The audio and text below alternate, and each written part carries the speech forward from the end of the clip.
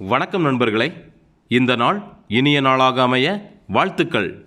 கடந்த ஒரு மாத காலமாக உங்களை எல்லாம் வீடியோ மூலமாக சந்திக்க முடியாமல் போயிடுச்சு.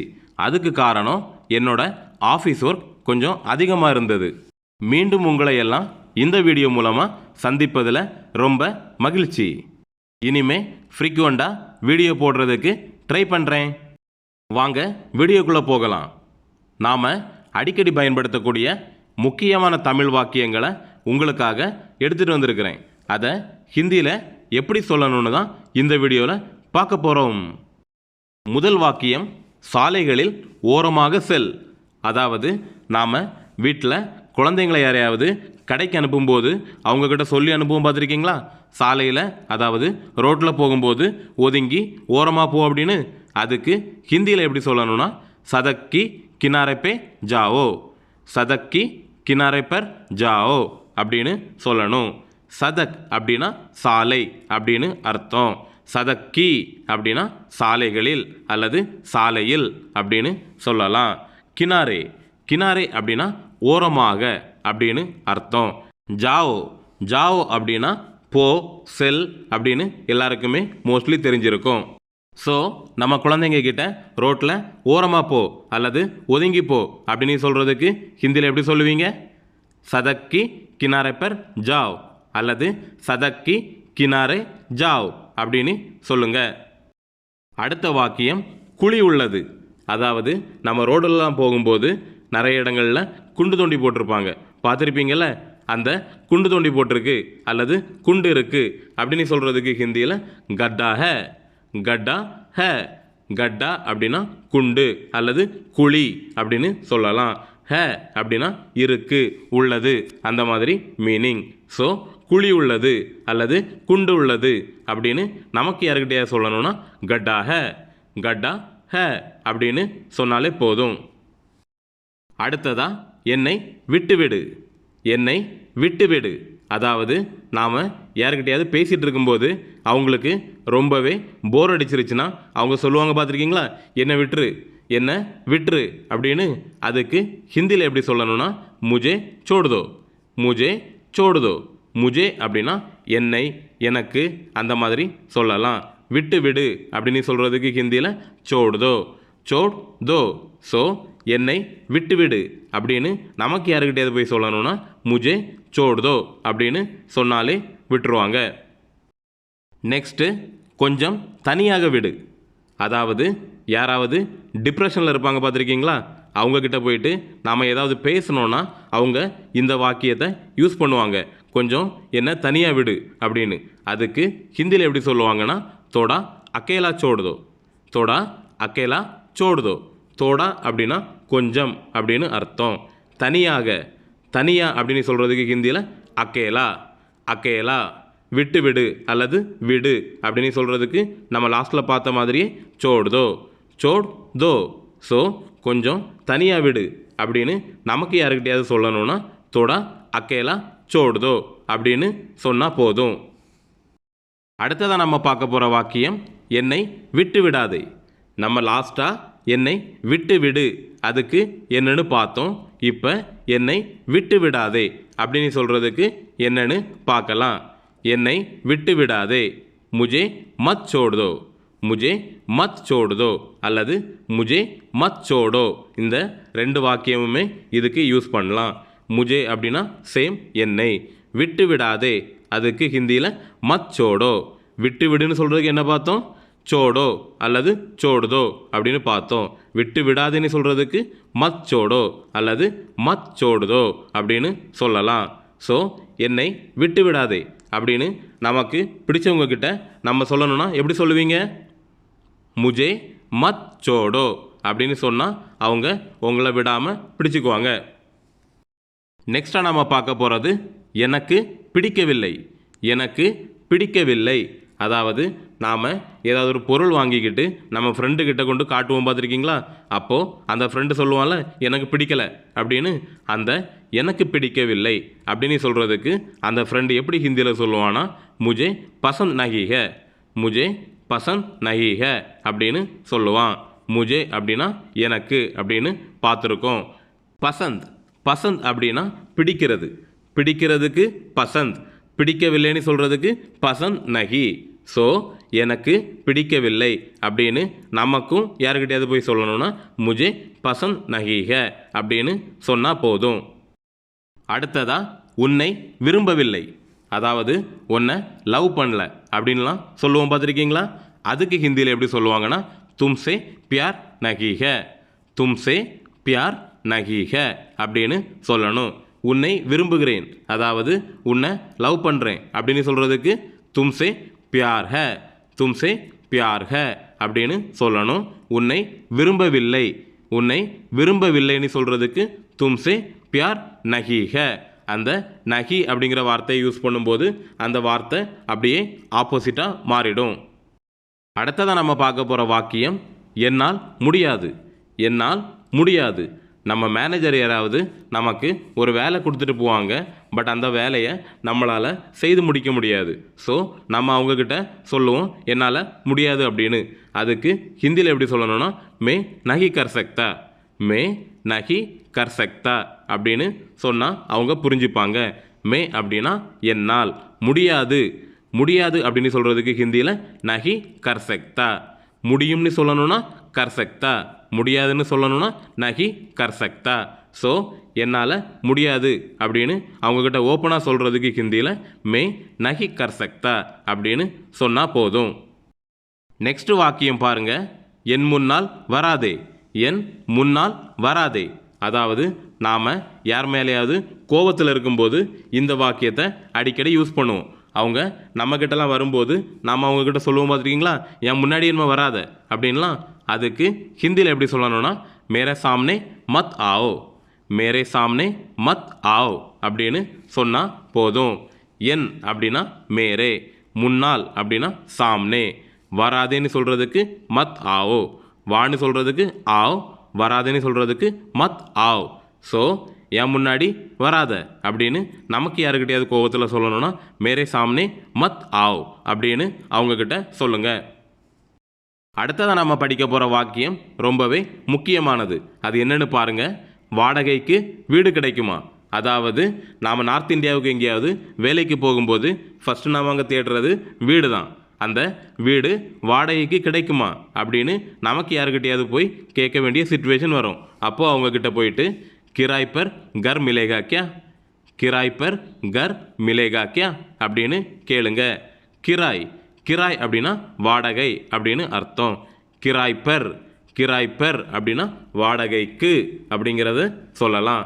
வீடுக்கு ஹிந்தியில் கர், மிலேகா கியா அப்படின்னா கிடைக்குமா, மிலேகா அப்படின்னா கிடைக்கும் அப்படின்னு அர்த்தம். மிலேகா கியா அப்படின்னு சொல்லும்போது அது கொஸ்டினாக மாறி கிடைக்குமா அப்படின்னு கேட்குறதா அர்த்தம். ஸோ இனி யாருக்கிட்டையாவது வாடகைக்கு வீடு கிடைக்குமா அப்படின்னு போய் கேட்குறதுக்கு கிராய் பர் கர் மிலேகா கியா அப்படின்னு கேளுங்க. நம்ம வீடியோ உங்களுக்கு ஹிந்தி படிக்கிறதுக்கு யூஸ்ஃபுல்லாக இருக்குது அப்படின்னு நீங்கள் ஃபீல் பண்ணீங்கன்னா வீடியோவுக்கு ஒரு லைக் பண்ணிவிட்டு அப்படியே நம்ம சேனலை சப்ஸ்கிரைப் பண்ணிக்கோங்க. அதனால் நம்ம போடுற வீடியோஸ் எல்லாமே உங்களுக்கு ஈஸியாக வந்து சேரும்.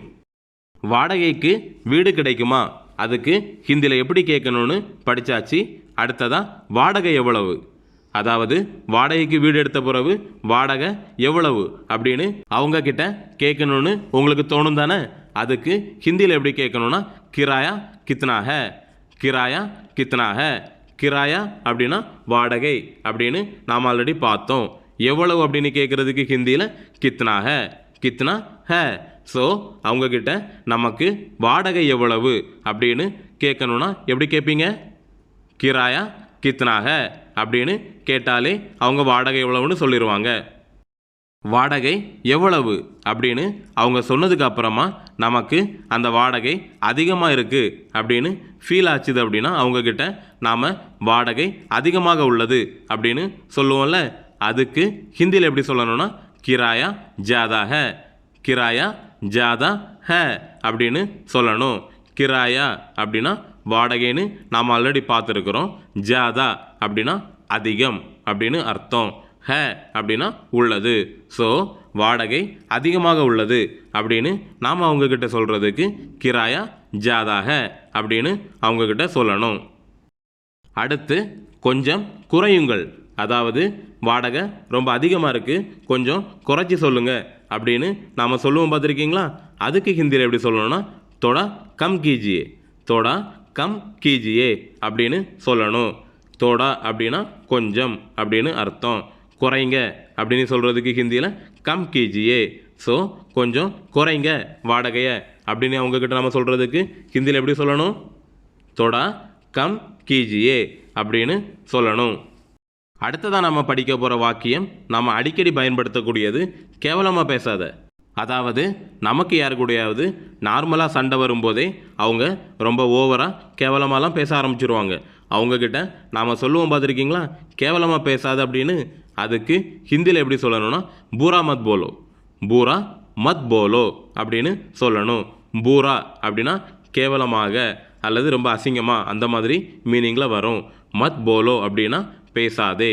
ஸோ கேவலமாக பேசாத, கேவலமாக பேசாதே அப்படின்னு நாம் அவங்கக்கிட்ட சொல்கிறதுக்கு ஹிந்தியில் பூரா மத் போலோ அப்படின்னு சொல்லிடணும். கேவலமாக பேசாதே அதுக்கு ஹிந்தியில் எப்படி சொல்லணும்னு பார்த்தோம். அடுத்ததாக தப்பாக பேசாதே. அதாவது நம்ம ஒரு தப்பு பண்ணியிருக்கவே மாட்டோம், அவங்க அதையெல்லாம் நாம் தான் பண்ணோன்ற மாதிரி பேசுவாங்க. ஸோ நாம் அவங்கக்கிட்ட சொல்லுவோம் பார்த்துருக்கீங்களா தப்பாக பேசாத, தப்பாக பேசாதே அப்படின்னு.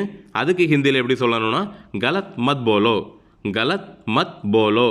கலத் அப்படின்னா தப்பு அப்படின்னு அர்த்தம். மத் போலோ அப்படின்னா சேம் லாஸ்ட்டாக பார்த்த மாதிரியே பேசாதே. ஸோ தப்பாக பேசாதே அப்படின்னு நம்ம அவங்கக்கிட்ட சொல்கிறதுக்கு ஹிந்தியில் கலத் மத் போலோ அப்படின்னு சொல்லிடணும். அடுத்த வாக்கியம் ரொம்ப தப்பு. அதாவது நாம் நம்ம ஃப்ரெண்ட்ஸுக்கிட்ட யார்கிட்டயா சொல்லுவோம் தெரியுமா, ரொம்ப தப்பு பண்ணுற, ரொம்ப தப்பு பண்ணுற அப்படின்னு. அந்த ரொம்ப தப்பு அப்படின்னு சொல்கிறதுக்கு ஹிந்தியில் பௌத் கலத், பௌத் கலத் அப்படின்னு சொல்லலாம். இதில் பௌத், பௌத் அப்படின்னா ரொம்ப அப்படின்னு அர்த்தம். தப்புக்கு ஹிந்தியில் கலத் அப்படின்னு நம்ம லாஸ்ட் சென்டென்ஸ்லையும் பார்த்தோம். ஸோ ரொம்ப தப்பு அப்படின்னு நமக்கு யாருக்கிட்டே சொல்லணும்னா பௌத் கலத் அப்படின்னு சொல்லிடணும். நண்பர்களே, நம்ம வீடியோ இன்ட்ரெஸ்டிங்காக இருக்கா இல்லையா, ஏதாவது சேஞ்சஸ் பண்ணணுமா வேண்டாமா அப்படிங்கிறத கொஞ்சம் கமெண்ட்ஸில் சொன்னீங்கன்னா எனக்கும் ஏதாவது யூஸ்ஃபுல்லாக இருக்கும். அடுத்த வாக்கியம் பாருங்கள், ரொம்ப நன்றி. நம்ம லாஸ்ட்டாக ரொம்ப தப்பு அப்படிங்கிறதுக்கு என்னென்னு பார்த்தோம். இப்போது ரொம்ப நன்றி. யாராவது நமக்கு ஏதாவது ஹெல்ப் பண்ணாங்கன்னா நம்ம அவங்கக்கிட்ட சொல்லுவோம் தெரியுமா ரொம்ப ரொம்ப நன்றி அப்படின்லாம். அந்த ரொம்ப நன்றி அப்படின்னு சொல்கிறதுக்கு ஹிந்தியில் பௌத் தன்யவாத், பௌத் தன்யவாத். அதை இது ரொம்ப ரொம்ப நன்றி அப்படின்னு சொல்லணும்னா பௌத் பௌத் தன்யவாத், பௌத் பௌத் தன்யவாத். ரொம்பன்னு சொல்கிறதுக்கு பௌத், தன்யவாத் அப்படின்னா நன்றி. இந்த நன்றின்னு சொல்கிறதுக்கு இன்னொரு வார்த்தையும் இருக்குது, சுக்ரியா. சுக்ரியா நன்றின்னு சொல்லணும்னா தன்யவாத்னையும் சொல்லலாம், சுக்ரியா அப்படின்னு கூட சொல்லலாம். அடுத்த வாக்கியம் அனைவரும் சமம். அதாவது ஆல் ஆர் ஈக்குவல். இப்போது ஆண் பெண் ஏழை பணக்காரன் அப்படின்னு பாகுபாடு எதுவும் பார்க்காம அனைவரையும் சமமாக மதிக்க கற்றுக்கொள்ள வேண்டும் அப்படின்னு நம்ம ஸ்கூல்லலாம் சொல்லி கொடுத்துருக்காங்க பார்த்துருக்கீங்களா. அந்த அனைவரும் சமம் அப்படின்னு சொல்கிறதுக்கு ஹிந்தியில் சபி பராபர் ஹே, சபி பராபர் ஹே. இதில் சபி அப்படின்னா அனைவரும் எல்லோரும் அப்படின்னு அர்த்தம். சமம்னு சொல்கிறதுக்கு ஹிந்தியில் பராபர், பராபர். ஸோ அனைவரும் சமம் அப்படின்னு நமக்கு யார்கிட்டயா சொல்கிறதுக்கு சபி பராபர் ஹே அப்படின்னு சொல்லுங்க. அடுத்த வாக்கியம் பாருங்க, சரியான கேள்வி. அதாவது நாம் ஏதாவது இன்டர்வியூவில் இருக்கும்போது அவங்கக்கிட்ட நாம் ஒரு நல்ல கேள்வி கேட்டோன்னா அவங்க பக்கத்தில் இருக்கிறவங்க சொல்லுவாங்க பார்த்துருக்கீங்களா சரியான கேள்வி அப்படின்னு. அந்த சரியான கேள்வி அப்படின்னு சொல்கிறதுக்கு ஹிந்தியில் சஹி சவால், சஹி சவால். சரியான அப்படின்னா சஹி, சவால் அப்படின்னா ஹிந்தியில் கேள்வி அப்படின்னு அர்த்தம்.